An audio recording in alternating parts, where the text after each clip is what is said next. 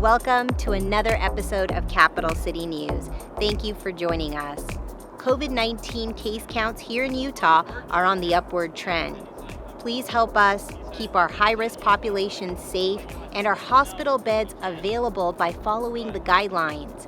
Please remember to wash your hands, wear masks, and watch your distance when out and about.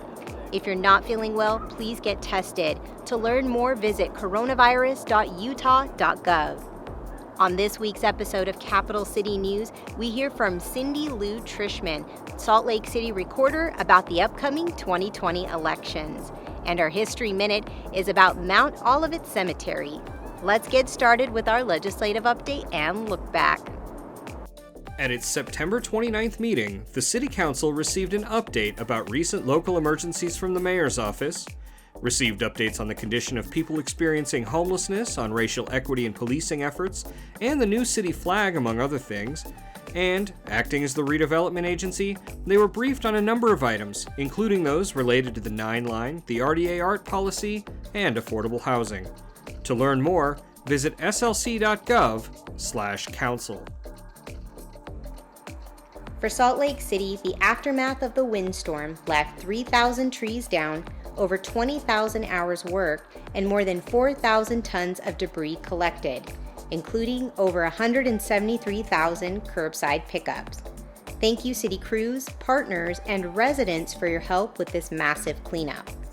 Recovery efforts are now underway. Mayor Aaron Mendenhall, alongside more than 100 volunteers from Dominion Energy, joined forces to plant 205 trees in the Fair Park neighborhood, making this the single largest volunteer tree planting event in Salt Lake City history. For updates, visit the URL on screen.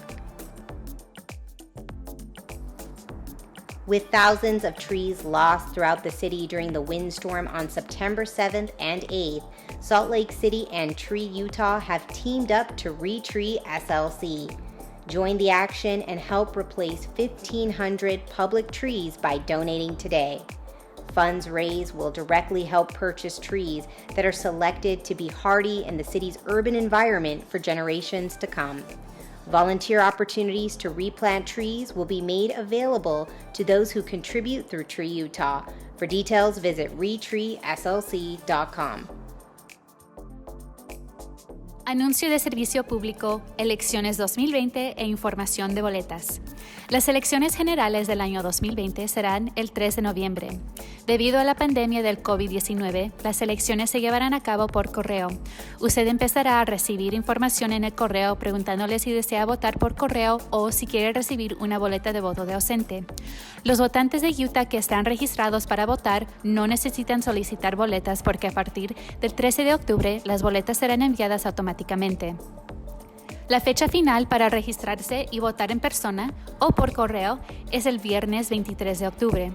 Para verificar su registro de votante, actualizar su información o ver las opciones de devolución de boletas, visite slco.org/CLERK/ELESTIONS.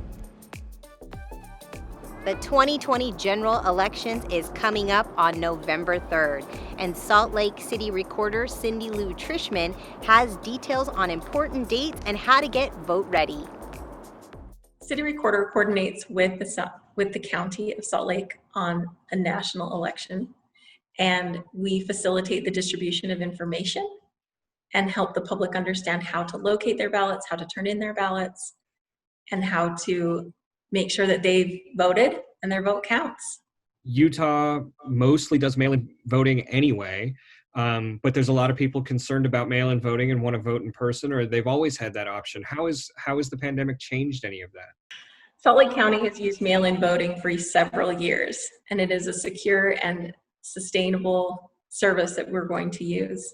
Again, the pandemic changed things for voting in person.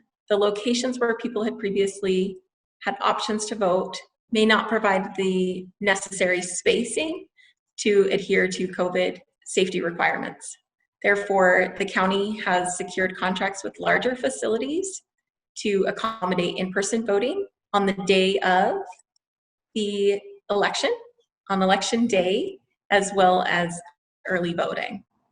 For people who are voting by mail, what timeline should they be expecting over the course of time between now and the election? And if they don't receive a ballot, what do they do about that? Salt Lake County elections are conducted by mail, and all registered voters in Salt Lake County will receive a ballot.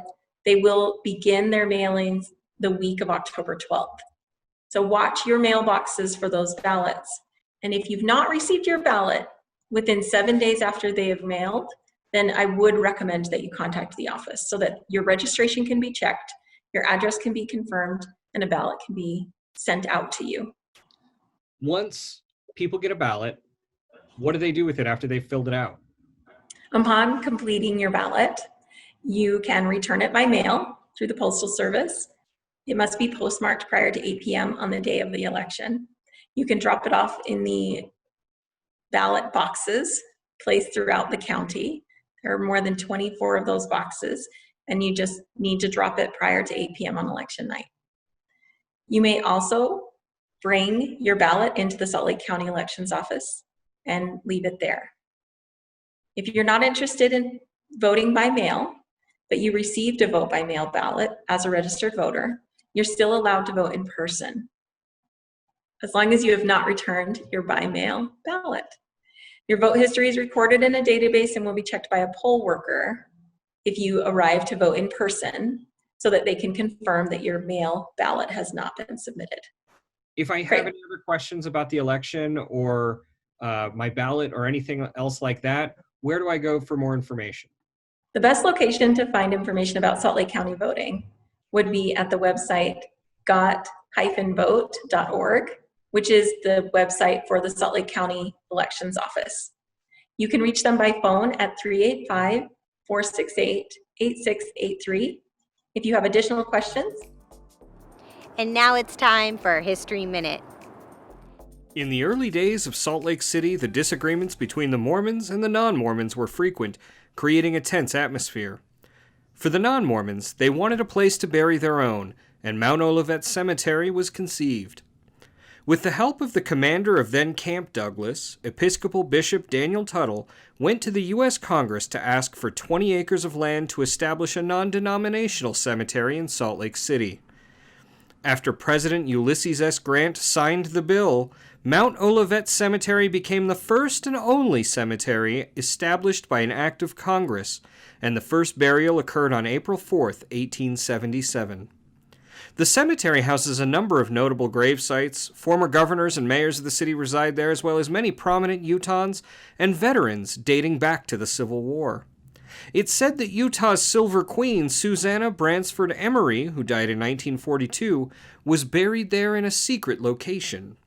Rumors that she had buried herself in a silver dress with many silver dollars in her coffin caused a desire for secrecy, though some sources say she was simply buried next to her husband. Today, Mount Olivet still runs as a public, non-profit cemetery.